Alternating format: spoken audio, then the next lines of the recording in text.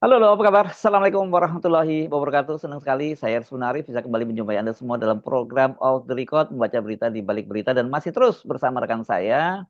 Dan saya Agi Weta, sampai kita jumpa kembali. Ini ngebut terus nih Mas Hersel nih. Iya, kayak kayak di Apa? Uber, Kita kayak di nih. apa?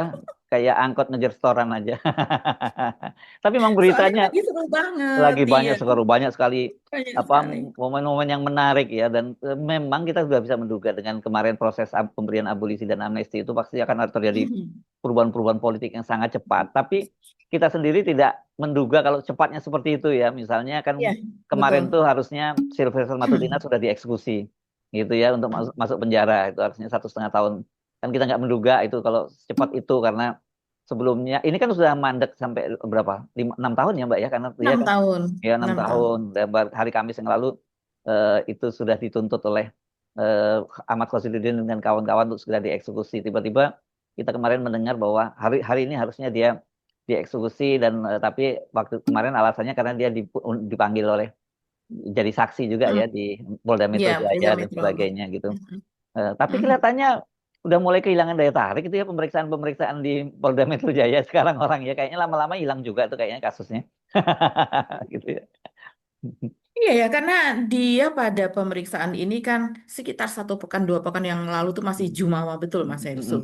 Kelihatan betul masih di atas angin, apalagi dengan dinaikkannya status dari penyelidikan ke penyidikan. Walaupun belum ada nama real begitu siapa yang dijadikan tersangka. Tapi kan dia sudah mengatakan dia pokoknya ini pasti semuanya akan jadi tersangka. Malah Ini nambah sebetulnya. kata dia, dari kan 12 Iya, orang malah katanya tambah.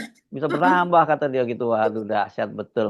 Tapi betul-betul Dahsyat. yang ya ini kita Mm. nggak apa ya tafsirnya, kecuali bahwa menyatakan ya Jokowi betul-betul udah kehilangan kesaktiannya ya, nggak bisa Ya. nahan lagi Mhm. gitu. Ini kan Mhm. kasus ini Mhm. sudah ditahan sejak tahun 2019 ya, sebenarnya putusan di Mahkamah Ya. Agung itu, Mhm. bahkan dia bisa sampai jadi komisaris gitu loh. Bayangkan orang Iya. yang sudah inkrah belum menjalani hukuman tapi Mhm. jadi komisaris. Nah, tiba-tiba Mhm. sekarang dia harus masuk penjara. Mungkin dia akan ngomong iyalah nggak apa-apa karena komisarisnya juga udah dipotong tangkimnya gitu kali. Nunggu nunggu kalau udah naik lagi gue baru jadi komisaris lagi kira-kira gitu. Tapi saya kira nanti kalau Sylvester keluar 1,5 tahun lagi, mungkin nggak sampai 1,5 tahun lah. Ya ada Mhm. remisi-remisi gitu. Petanya Ya. udah semakin berubah saya kira ya. Sudah berubah. Mhm. Mhm. Ya. Iya, iya, betul. Dan ini kan alasan dia sekarang lagi mengulur-ngulur waktu nih. Dia Mhm. mengatakan bahwa sudah proses hukum. Proses hukum itu macam-macam. Jadi sesudah misalnya ini sudah kasasi, sudah inkrah, Mhm. harusnya itu Mhm. dieksekusi, Mhm. tapi kemudian barangkali ada proses permintaan maaf, bertemu dengan Mhm. keluarga Mhm. Pak Yusuf Kala. Kan ketika itu Pak Yusuf Kala masih menjadi presiden ketika ini Menjadi wakil dilaporkan presiden. tahun 2017. Masih Wakil menjadi wakil presiden. presiden, masih Mhm. menjadi wakil presiden, dan Yusuf Kala mengizinkan pelaporan tersebut gitu. Keluarga Yusuf Kala mengizinkan. Mhm. Jadi bisa saja tanpa diketahui oleh publik itu, kalau klaim dari Sweter, dia mengatakan sudah 3 kali bertemu dengan Pak Yusuf Kala Mhm. sesudah itu untuk permohonan maaf, dan itu sudah damai, sudah selesai. Tapi Nggak bisa dong, proses prosesnya hukumnya, udah berjalan. iya, Iya. proses sudah sampai ke tingkat paling tinggi, sudah sampai ke Mahkamah Agung dan sudah inkrah, yang artinya Ada harus segera ada dieksekusi. sebenarnya dia masih bisa melakukan peninjauan kembali, tapi itu tidak menghalangi Ya, proses untuk dieksekusi kan. Memang iya kalau betul. sudah sampai kasasi dan kemudian diputuskan itu ya udah inkrah, dia harus dieksekusi. Bahwa kemudian Mhm. ada proses PK, peninjauan iya. PK, dia harus masuk dulu gitu. Mm-mm. Hmm. Iya, Ya. dan ini ya malah justru di tengah proses itu, kalau tidak salah Mas Hestu, sebelum dia menjadi anggota tim kampanye nasionalnya Prabowo, itu dia sempat menjadi komisaris, dan kemudian ketika masuk ke dalam tim kampanye itu rame-rame kan Dia mundur mundur kan. begitu.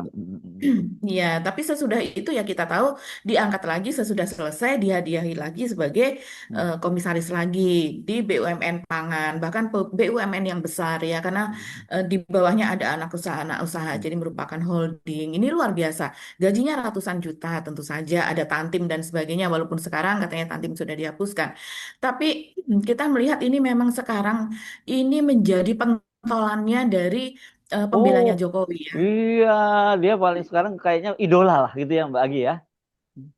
Hmm. Bahkan oleh sesama relawan saja diajak foto gitu ya. Hmm. Padahal Hmm. sesama relawan, sesama organ-organ relawannya Hmm. Jokowi, dia sepertinya memang Jokowi bertumpu kepada orang ini, walaupun dia ini hanya lulusan Ruko Universitas Wira Swasta Indonesia yang kita Hmm. pernah bahas ya Hmm. pada eh, pada tahun lalu atau tahun 2023 saya lupa, tapi itu menjadi viral sekali Ya, karena ya. dari situ kita baru ketahuan loh ini yang menjadi komisaris, yang kemudian menjadi Ketua Umum Solidaritas Merah Putih, Solmed, yaitu salah satu organ relawan yang diklaim Hmm. tidak hanya memiliki kantor DPD di Indonesia, bahkan juga sampai ke luar negeri ke beberapa negara dan Hmm. sebagainya. Ini hebat sekali orang ini, begitu. Hmm. Tapi mungkin barangkali hanya hebat di klaimnya Hmm. saja, begitu. Hmm. Tapi yang jelas Jokowi ini sudah semakin ditinggalkan, semakin sedikit orang yang melakukan pembelaan terhadap dirinya. Baik itu kita melihat ada orkestrasi, baik itu ya seperti biasa kalau buzzer itu mana ada yang tidak dibiayai. Mereka melakukan berbagai, walaupun Sylvester mengatakan kami sekarang ini melakukan pembelaan terhadap Pak Jokowi dan Gibran, kami ini tidak dibiayai. Ya, Anda itu dikasih jabatan komisaris, digaji di situ dengan uang-uang kami ini, uang-uang rakyat gitu. Artinya dibiayai atau tidak? Itu kalau orang yang jujur, seperti misalnya saya melihat apa liputan investigasi dari Tempo misalnya mewawancarai Iwan Smule ini dari Gerindra, jujur dia karena dia memang aktivis dan kita kenal gitu orang yang udah lama yang nongkrong sana, nongkrong sini dengan berbagai aktivitas, kelihatan memang dia ini seorang aktivis. Sementara kalau Sylvester Matutina ini kan kita ujuk-ujuk aja kita melihatnya. Ketika diwawancara ya. Iwan Sumule mengatakan, ya dari itu kami bisa membiayai orang-orang yang di bawah, bisa memberikan modal kepada para pendukung kami dan sebagainya gitu. Nah, kalau yang ini pendukung dari Prabowo itu pendukung dari Jokowi ini kan klaimnya seperti itu. Tapi kita melihat bahwa orang semakin sedikit yang bersedia Ya. mendukung Jokowi yang bernarasi yang sedikit itu pun tidak bisa bernarasi Hmm. yang sehat begitu kan kita Hmm. tahu narasinya mudah sekali terpicu mudah sekali emosi dan Iya. kemudian mengulang-ulang kata-kata tidak Dan ada mengintimidasi narasi-narasi dan tidak lawan ada ide bicara baru gitu ya. intimidatif dan Hmm. sebagainya begitu. Jadi ini memperlihatkan memang makin sempitnya pendukung Jokowi ya orangnya itu ya antara lain Silverstone Matutina. Apalagi kalau dia nanti kemudian dieksekusi, makin kecil lagi Mas Hersu Hmm. nih Hmm. ya Hmm. apa para Jadi, pendukung Jokowi ini. jadi dia mengaku juga sebelum diperiksa dia ditelepon ya oleh Pak Jokowi gitu ya. Iya, sebelum diperiksa kemarin kan dia diperiksa bersama Ade Hmm. Darmawan ini Hmm. Pradi Bersatu ya Hmm. dari Pradi Bersatu yang ikut mengadukan posisinya sama seperti Hmm. Hmm. Jokowi mengadukan Roy Hmm. Suryo dan Hmm. kawan-kawan. Hmm. Dia diperiksa dan sebelum diperiksa itu dia mengatakan bahwa dia ditelepon Pak Jokowi Hmm. yang artinya walaupun dia mengatakan bahwa di telepon itu ya tidak spesifik kan hanya mengatakan bahwa apakah kabarnya baik-baik saja ya kabar baik-baik saja saling mendoakan katanya demikian. Hmm. Tapi kita bisa melihat bahwa memang hubungan dengan Jokowi cukup dekat ya. Ini Bahkan impresi hanya yang dia saja bangun ya, impresi bahwa iya, oh gua impresi ditelepon loh. bahwa ada Hmm. kepedulian dari Jokowi. Saya ini diperhatikan Jokowi. Hmm. Ketika saya akan diperiksa, saya dikuatkan. Kan Hmm. kesannya jadi seperti Hmm. itu bagi kita yang mendengar, orang luar begitu. Hmm. Dan kemudian kalau kalau kita melihat ya, berarti Jokowi ini sangat detail mengamati Hmm. bahwa apa yang terjadi di Polda Metro Jaya dia ikuti terus gitu. Karena Hmm. ini anak buahnya kan kita bisa katakan demikian para relawan ini ketika akan diperiksa oleh polisi, sepertinya dia memberikan penguatan. Ya. Ini Tapi makin makin saya seru. perhatiin rupanya orang-orang ini sekarang bolak-balik Solo ya Mbak ya, yang sering muncul di TV-TV itu yang suka debat-debat itu orang-orang itu dan selalu muncul di Solo, muncul di Solo. Jadi sangat intensif ya ini koordinasinya di antara mereka sekarang ini ya. Iya, saya bisa bayangkan mereka war Hmm. istilahnya begitu kalau di Solo mungkin ya war apa datang muncul di Adi Sumarmo pergi lagi dari Adi Hmm. Sumarmo begitu karena Hmm. pada hari kemarin baru saja ada di Solo hari ini ada di Polda Metro Jaya begitu Hmm. kan. Hmm. Belum lagi di acara-acara yang lainnya jadi dan apalagi kalau di televisi Mas Hersu hampir tiap hari dan nggak Hmm. diganti-ganti karena memang nggak ada lagi yang diganti kalau Roy Suryo dan kawan-kawan karena mereka ini memang apa menamai Prinsipalnya, apa, iya prinsipalnya kali ya. prinsipalnya Jadi yang karena mereka mereka harus datang ya. mereka ini Hmm. nggak bisa diganti Hmm. kalau Roy Suryo Dr. Rismon kemudian Dr. Tifa Ya, Hmm. dan ada beberapa ini tidak bisa diganti ya. Oke, kalau Eh, Pak Arianto Sutadi itu pernah ke Solo nggak ya Mbak ya? Kalau saya tidak melihat itu, Mas Erso. Hmm.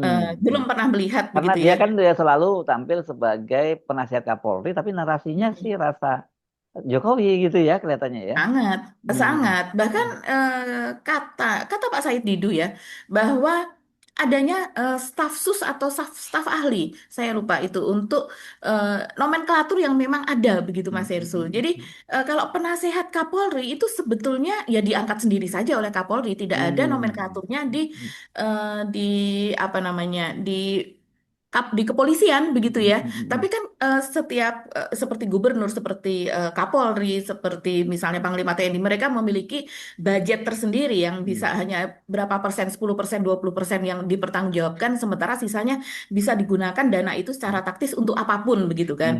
Nah, salah satunya saya rasa ini termasuk misalnya seperti penasehat Kapolri, Kapolri merasa ingin dinasehati, perlu dinasehati, kan juga ada salah seorang wartawan yang kita kenal dulu yang menjadi penasehat dari Kapolri Listio Sigit juga yang pada saat kasus Sambo yang kemudian Oh. resign dan menghilang Hmm. begitu dan nggak sampai diperiksa padahal ini orang yang sepertinya tahu betul Mas Irsu kasus Sambo tersebut begitu. Nah, jadi artinya kalau seandainya bisa ini posisinya sama kan seperti Arianto Sutadi sekarang ini. Jadi Enggak. memang dan dia pun mengaku begitu tapi kita belum pernah mendengar Listio Sigit mengatakan itu penasehat saya belum pernah secara apa di pihak yang lain belum pernah ada pengakuan itu tapi dia selalu mengatakan dirinya adalah penasehat Kapolri begitu. Ya. Jadi ini kita teringat lagi ya ada omongannya ini ya. Kalau Silver ini masuk penjara ini siapa yang kalah ini masuk penjara gitu kata siapa, Budi Ari ya pada waktu itu gitu ya Mbak. Situasinya kelihatannya mulai begitu ya sekarang ya. Ya situasinya seperti itu dan ternyata itu makan diri sendiri senjata makan tuan. Jadi ketika itu kan ini harus menang. Kalau seandainya tidak menang maka siapa yang karena kalau tidak menang akan masuk penjara. Kaget semuanya yang ada di situ kan ketika itu ada di acara Total Politik saya kalau tidak salah ya. Dan kemudian ketika sekarang ini berbalik ya eh, Jokowi tidak kalah, tapi kan Jokowi sudah lengser, yang artinya ya dia posisinya sudah kalah kalau dibandingkan dengan bahkan dibandingkan dengan para oposisi sekarang, misalnya dibandingkan dengan Ibu Mega jelas jauh kalah. Apalagi dia tidak memiliki partai dan posisi yang siapa yang kalah itu akan masuk bui, akan masuk penjara kata Budi Ari. Ya ini sekarang berbalik ternyata menyasar kelompok Jokowi, geng Solo ini Mas Hersu, karena memang kesalahan paling besar untuk apa ya terpuruknya negeri ini kan memang disebabkan oleh Jokowi. Itulah makanya ketika itu ingin ada 3 periode dan kemudian penerusnya haruslah orangnya dia. Kalau tidak anaknya ya mungkin orang-orangnya dia, kepanjangan tangannya dia.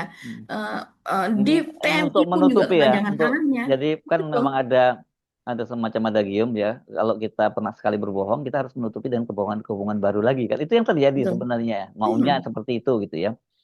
Iya, kalau dia sudah tidak berkuasa, berarti orang-orang saya yang harus berkuasa karena dia harus melindungi saya. Hmm. Kalau tidak, ya masuk penjara itu tadi. Nah, Hmm. sekarang ini kan artinya tidak hanya Jokowi, tidak hanya keluarganya, tapi orang-orang yang ketika itu juga ikut membela dia atau ikut eh, apa memiliki kebijakan-kebijakan begitu Hmm. kan, Hmm. yang kebijakan-kebijakan di bawah Jokowi yang sesuai dengan apa yang diinginkan oleh Jokowi. Yang kalau kita melihat sekarang ya mereka ini Mas Hirsu tahu lah, menteri-menterinya Jokowi yang masih ada di Pak Prabowo sekarang ini kan kicep ya. Mereka berusaha betul supaya tidak diliput, tidak perlu Hmm. komentar yang apa namanya, yang menjadi perhatian. Kalau perlu malah tidak diliput, malah seneng begitu. Karena begitu namanya muncul, netizen ini julid betul Mas Hersu, keras Hmm. betul. Begitu namanya muncul, itu langsung diserang. Seperti misalnya Tito Karnavian kemarin Hmm. pada kasus Pulau ya. Pulau yang Aceh Pulau itu. ya. Hmm. Itu yang diserang kemudian bukan cuma pulau saja, tapi dosa-dosa masa lalunya sampai ke buku merah, sampai ke apa dan sebagainya itu kan keluar semuanya. Hmm. Nah, apalagi sekarang ini masih berlanjut ya kasus untuk Tom Lembong. Kemarin juga Hmm. Zaid Muzadi ya, Hmm. apa namanya Tim kuasa pengacaranya ya. hukumnya pengacaranya itu Hmm. juga melaporkan 3 hakim yang apa memeriksa dan kemudian memvonis Tom Lembong itu ke Hmm. Mahkamah Agung dulu dan Hmm. kemudian ke Komisi Yudisial. Hmm. Ini tiga-tiganya dilaporkan di Komisi Yudisial ini soal etik, soal moralnya dan kemudian di Mahkamah Agung ya soal keanehan begitu ya, keanehan pemeriksaan yang di mana dia tidak mempertimbangkan para saksi, di mana pada putusannya itu apa yang untuk apa saksi-saksi itu kemudian dihadirkan sampai berhari-hari, berminggu-minggu sampai berapa puluh kali sidang, tapi tidak dikutip sama sekali dalam putusannya begitu dan tidak dipertimbangkan, tidak dilirik.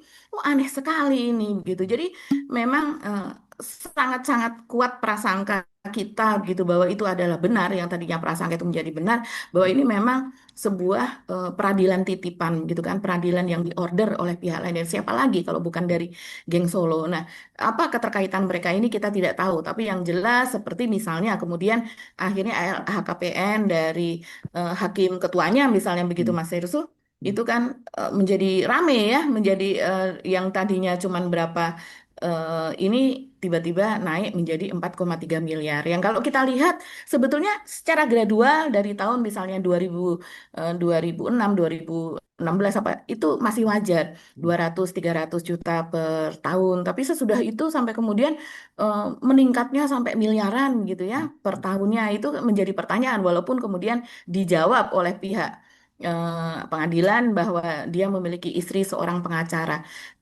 Apakah istrinya pengacara itu baru aja beberapa tahun ini menjadi pengacara? Hmm. Karena peningkatan itu hanya di beberapa tahun belakangan ini begitu. Kalau Dan sementara kalau hakim pengacara pernah nggak beracara dengan suaminya sebagai hakim? iya Hmm.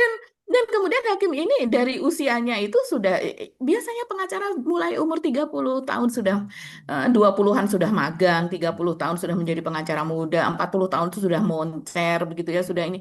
Nah, sekarang di usia yang 50 tahunan ini begitu menjelang 50 tahunan dan 50 tahunan ini apa baru aja tiba-tiba menjadi pengacara gitu Hmm. karena kan peningkatan kekayaannya itu sepertinya cukup mencolok tidak terjadi secara gradual tapi ada lonjakan seperti itu akhirnya orang melihat ke situ walaupun kemungkinan bapak hakim ini ada warisan ada hibah apa dan sebagainya kan siapa tahu begitu.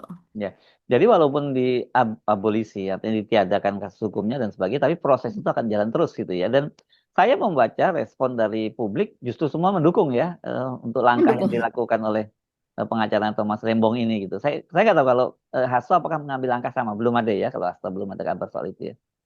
Iya, iya, memang memang belum ada ya Hasto. Dan saya rasa ini kembali kalau kepada Hasto nggak LHKPN. usah lah ya, Hasto nggak usah lah ya ikut-ikutan. Karena memang Hasto bersalah juga ya. Iya, Walaupun nuansa politisnya sangat-sangat besar iya. begitu di situ. Tapi dari segi soal salah memang dia terbukti ada kesalahan di situ yang itu memang menjadi bagian dari vonis gitu. Sementara kalau yang ini ya hakimnya sendiri memang sangat-sangat aneh kalau yang ini Mas Hersu. Hmm. Kalau yang di Hasto ini kan memang politisasi. Politisasi tapi kita tidak apa ya, politisasi memang perseteruan Hmm. antar orang yang tadinya satu satu partai kan Pak Hmm. Pak Jokowi ini dengan Ibu Hmm. Mega dengan Hasto begitu. Jadi seperti semacam bertengkar antar saudara yang kemudian menjadi besar begitu. Nah, tapi kalau dengan Tom Lembong ini kan sangat-sangat licik. Sangat licik dengan Anies dia berusaha tidak bisa sampai dikatakan oleh Saud Sitomorang Hmm. gelar perkara itu sampai 19 kali dan itu Hmm. belum pernah terjadi gelar perkara kepada Anies dan tetap tidak ditemukan unsur-unsur mens rea-nya juga Anies pada kasus Formula E Hmm. sehingga menyerah dan akhirnya menyasar kepada Tom Lembong ini Hmm. dan itu pun kasusnya sangat aneh sehingga akhirnya ya tadinya LHKPN Hakim Ketua yaitu Denny Arsan Fatrika ini yang 192 juta kalau tidak salah Hmm. itu ditelusuri oleh ininya oleh para apa netizen yang sampai akhirnya naik menjadi 4,3 miliar padahal itu juga naiknya setelah beberapa tahun. Itu pun jadi persoalan itu tadi begitu. Ya. Oke, topik ini saya kira akan menjadi menarik gitu ya kasus Thomas Lembong ini karena saya kira mungkin banyak juga bilang ngapain sih udah kasus Dedi ini masih mengambil langkah seperti itu. Saya kira penting karena dalam kasus Thomas Lembong ini sendiri kan sangat jelas bahwa itu memang yang namanya nggak ada kasus hukumnya karena memang tidak tidak ada kerugian negara, tidak ada menerima aliran dana, tidak ada mens rea gitu. Beda dengan yang sebelumnya kita bahas bahwa kalau menurut narasinya para ternak Mulyono kan ini soal korupsi, ini jadi berbahaya nanti kalau kemudian dilakukan langkah-langkah seperti itu langkah konstitusional seperti yang diambil oleh presiden. Saya kira kasusnya ini agak berbeda gitu. Dan kalau toh kemudian Thomas Lembong dan pengacaranya memutuskan kendati sudah diabolisi untuk mempersoalkan hakim, saya kira itu memang harus kita support juga karena Mhm. bagian dari Mhm. upaya itu untuk penegakan itu. Walaupun kita tahu sebenarnya dalam kasus hukum di Indonesia itu sebenarnya kita top down aja. Kalau pemerintah mengambil keputusan yang tegas, kemudian seperti dilakukan oleh Pak Prabowo menaikkan gaji-gaji mereka dan sebagainya, tinggal punishment-nya nanti kalau yang harus berat gitu. Kalau enggak, kita nggak akan pernah beranjak terus. Dan saya kira kan negara itu salah satu indikator negara itu maju dan kemudian salah satu Mhm. negara itu indikatornya layak untuk diinvestasikan kan penegakan hukum. Ketika penegakan Betul. hukum itu diberesin, saya kira yang lain nanti akan ikut gitu. Itu yang PR besarnya itu seperti itu. Dan yang kita harapkan tentu saja pemerintah ini bukan bukan hanya reaksioner seperti sekarang ketika muncul dalam kasus Tom Lembong terutama gitu dan juga tentu saja termasuk Hasto. Tapi dalam kasus-kasus yang lain harusnya standarnya sama seperti itu gitu. Iya. Hmm. Mhm. Mhm. Ini pelajaran betul bagi aparat penegak hukum kita, terutama kehakiman begitu ya. Kalau seandainya ini tidak dilanjutkan oleh Tom Lembong dan juga para pengacaranya untuk dilaporkan ke KY maupun ke Mahkamah Agung, Hmm. walaupun seharusnya mereka ini kan malu dalam Hmm. posisi yang sangat sangat dipermalukan para hakim dari Tom Lembong ini kan Mas Hersu Hmm. yang dan kemudian kalau seandainya tidak dilaporkan ya ini akan menjadi presiden bisa saja oh itu Pak Prabowo hanya memberikan abolisi dan kemudian bebas aja kok hakimnya juga nggak tersentuh begitu jadi kan efeknya jadi hanya sampai ke situ saja begitu Hmm. dan ini memperlihatkan juga kita lihat nanti reaksi dari Mahkamah Agung dan juga KY dan eh, apa namanya sikapnya terhadap para hakim ini ya karena ini memperlihatkan juga nanti sikap dari Prabowo. Prabowo mengatakan bahwa dinaikkan gajinya 280% dan diberikan Hmm. rumah tunjangan apa dan sebagainya, Hmm. tapi mereka harus betul-betul adil karena kalau seandainya tidak, maka hukumannya akan sangat berat. Nah, kita lihat saja bagaimana sanksi apa yang akan diberikan pada para hakim ini yang mereka sudah berlaku tidak adil. Jelas-jelas tidak adil itu Mas Nersu karena sampai diberikan abolisi oleh presiden walaupun presiden mengatakan ini demi persatuan dan sebagainya. Ini jelas presiden malu ya, merasa dipermalukan dalam hal Hmm. ini karena menjadi sorotan internasional, menjadi cap bahwa di Indonesia itu hakim bisa dibeli, menjadi cap bahwa Prabowo itu masih diinjak oleh Jokowi, masih di bawahnya Jokowi bisa diatur oleh Jokowi dan sebagainya. Hmm. Itu sesuatu yang jangankan pihak luar yang melihat, kita aja yang melihat malu gitu kok presiden kita digituin ya gitu. Hmm. Ya. Oke, eh, kita kita pindah ke topik yang berikutnya Mbak Agi. Kita Mhm. obrolin Mhm. apa nih selain masalah Iya ya, gimana tuh? ini somasi dari Roy Suryo CS Hmm. terhadap Jokowi ini juga bertubi-tubi betul ini, tambah berat ini. Memang Jokowi melaporkan Roy Suryo CS ke Polda Metro begitu ya, dibantu dengan para termulnya. Tapi eh, somasi ini nanti ada sangkutannya dengan Demokrat, ada sangkutannya dengan Pak SBY. Karena somasi ini terhadap pernyataan Jokowi yang menyatakan ada orang besar. Itu harus dipertanggungjawabkan orang besar ini siapa nih? Karena Hmm. tampaknya orang besar ini adalah orang yang disebutkan kan oleh di apa namanya diperluas begitu detailnya oleh Sylvester Matutina dan juga oleh Ade Dermawan. Ini Hmm. para geng Solo begitu Hmm. kan dikatakan bahkan sangat spesifik oleh Matutina bahwa ini ingin memecah belah antara Hmm. Hmm. Prabowo dengan Gibran dan kemudian ingin mendudukkan anaknya Hmm. menggantikan posisi Gibran. Hmm. Hmm. Artinya cuman ada dua pilihan, kita sudah pernah bahas yaitu Hmm. Hmm. eh, Pak SBY dan juga Ibu Mega. Nah, Hmm. sementara dispesifikkan lagi oleh Ade Dermawan pada sebuah acara di Kompas dan kemudian dia mengatakan bahwa clue-nya adalah baju yang saya pakai ini. Berarti baju warna biru dong.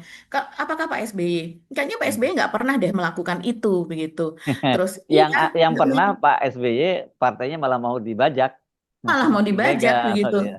Dan dia mengatakan, Ade Dermawan ini mengatakan, iya nggak melakukan itu, tapi mendorong-dorong, mendorong-dorong begitu supaya Hmm. kasus ijazah palsu ini tetap tetap Dan kuat dan begitu. kita bisa menduga-duga bahwa informasi itu yang disebutkan oleh Sylvester dan Ade ini pasti informasi dari Pak Jokowi ya kelihatannya Mbak Iya, gitu. dari siapa lagi? Hmm. Dari Hmm. siapa lagi? Hmm. Toh mereka tidak akan berani mengeluarkan narasi itu kalau Hmm. seandainya sumbernya tidak dari Solo. Hmm. Artinya kalau mereka mengeluarkan narasi itu, mereka memfitnah Pak Jokowi dong. Hmm. Hmm. Bahwa toh suara mereka adalah suara Pak Jokowi. Mereka Pak Jokowi melaporkan Roy Suryo dan kawan-kawan gitu, walaupun katanya yang dilaporkan adalah peristiwanya. Tapi yang jelas dan semuanya kemudian menyambut ikut melaporkan begitu. Ya.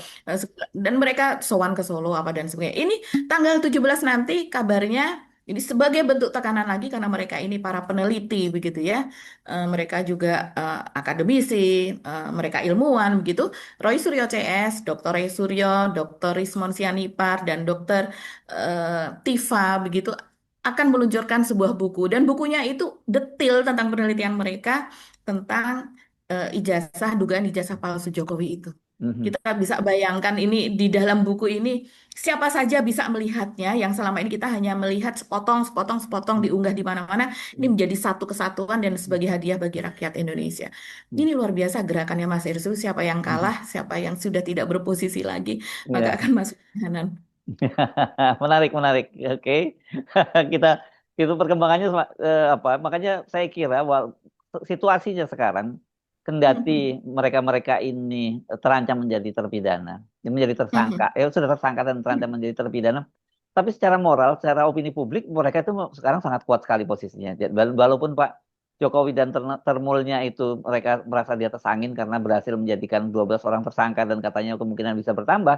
Tapi sebenarnya secara psikologis mereka itu sekarang sedang under pressure dan itu bukan Ya. tidak menutup kemungkinan juga imbasnya nanti kepada kepolisian. Sama seperti halnya nanti ada langkah-langkah seperti yang dilakukan seperti dalam tanda petik yang nggak sama itu seperti amnesti dan abolisi.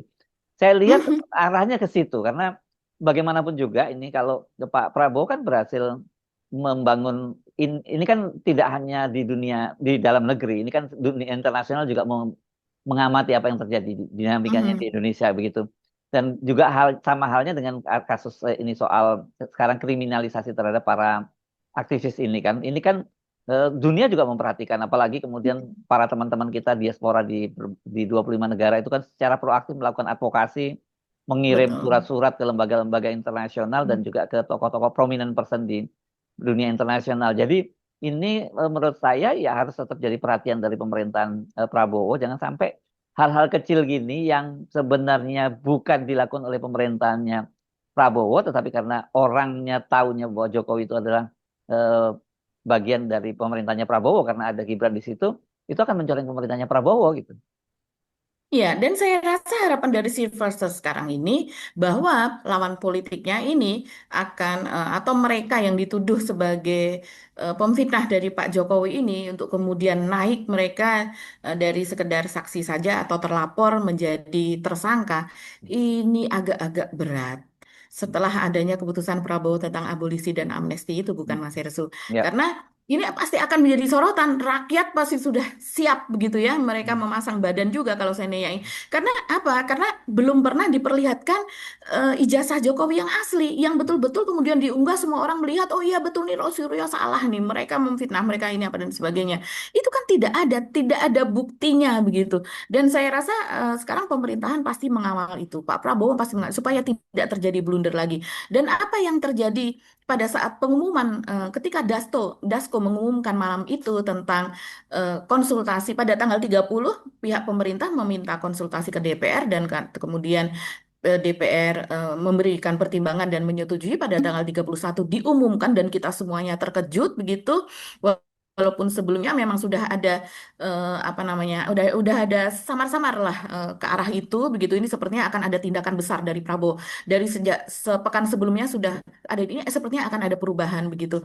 Dan ketika itu diumumkan yang lebih mengejutkan lagi, hanya beberapa jam setelah mengumumkan Dasko itu mengunggah foto 3 buah foto di mana di situ kebersamaannya dia bersama Prasetyo Hadi yaitu Mensesnek itu bertemu dengan Ibu Megawati dengan Prananda dan juga dengan Puan. Dia mengunggah 3 foto yang cukup intim pertemuan tersebut.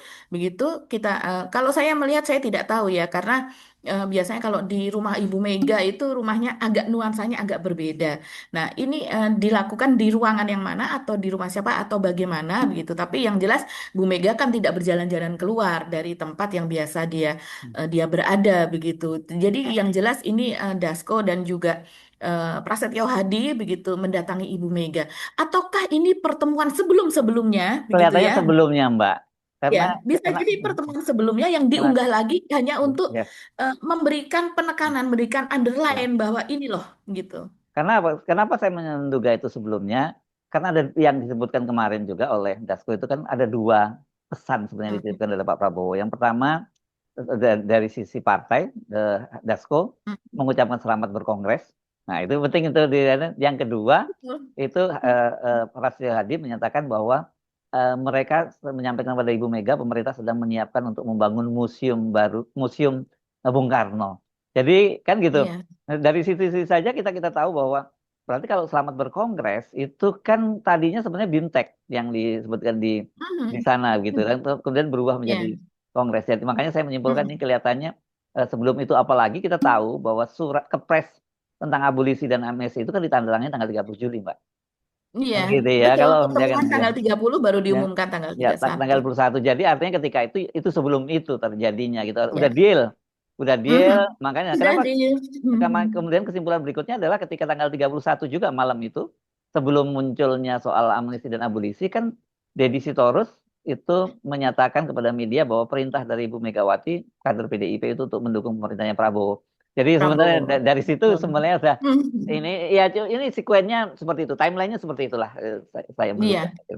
Iya, apalagi kemudian sudah tertawa lebar Hmm. sebelumnya. Sebelum ada pengumuman itu sudah ada foto di Hmm. mana ibu dan dua anak ini tertawa lebar begitu, Hmm. yang seperti lepas gitu dari Hmm. Hmm. cengkraman, dari belenggu yang Ya. Hmm. tadinya. Hmm. Yes, Kongres itu sendiri kan tidak diumumkan kapan apa dan tapi dengan adanya BIMTEK yang diikuti oleh 3.000 lebih, masa Hmm. nggak Kongres? Itu biaya besar sekali begitu. Iya, dan Apalagi kalau dia BIMTEK dengan itu kan terbatas sebenarnya. Iya, betul. Ini sampai Ya. 3.000 lebih. Ini Hmm. sudah acara yang apa ya, bahkan tidak skalanya sangat-sangat besar untuk dilakukan sebuah partai begitu. Dan ini ada di Bali, memang di tempat tersebut berkali-kali acara besar dari PDIP itu diselenggarakan. Jadi ketika itu langsung langsung bergulir berubah menjadi kongres, ya kita sudah menduga ini sepertinya akan ke sana begitu. Karena sebelumnya memang dirahasiakan, dirahasiakan gitu supaya cawe-cawenya itu terus berubah begitu kan Mas Ersul. Yes. Ya. Kita tunggu setelah Sylvester siapa lagi karena kita juga nggak tahu kalau ada kasus seperti Sylvester itu. Walaupun beberapa hari yang lalu ya saya kira kita udah dikirimin juga oleh Roy Suryo soal ini, soal direktori hasil putusan dari Putusan. mahkamah ya sudah Mhm, dikirim mhm. beberapa hari sebelumnya. Tapi selama ini kemana barang itu ya selama 5 tahun itu kok nggak? Kan itu biasanya dipublish loh di mana di Well, Mahkamah Agung gitu. sepertinya kita kurang cermat saja karena pada Ah, waktu membahas soal hmm, Sylvester, Mas Hersu, kan kita sudah membahas beberapa kali ini orang nih sudah pernah dihukum. Cuman kita hmm, tidak menyangka bahwa belum dieksekusi. hmm, Bahkan saya dan saya kira Mas Hersu juga berpikir karena kita sudah beberapa kali setiap kali membahas Sylvester, kita katakan bahwa orang ini pernah divonis bersalah hmm, hmm, karena hmm, memfitnah Pak JK begitu. ya, ya. Dan kemudian dia ini divonis 1,5 tahun. Nah, tapi karena kejadiannya itu sudah 2017, 2018, dan 2019 itu inkrah, Hmm, kita pikir ini sudah selesai, apalagi dia sudah hmm, kuliah. Kemudian kan hmm, tahun-tahun itu dia kuliah, Mas Ersu. hmm, Sekitar tahun 2018 dia kuliah di Universitas Wira Swasta Indonesia itu.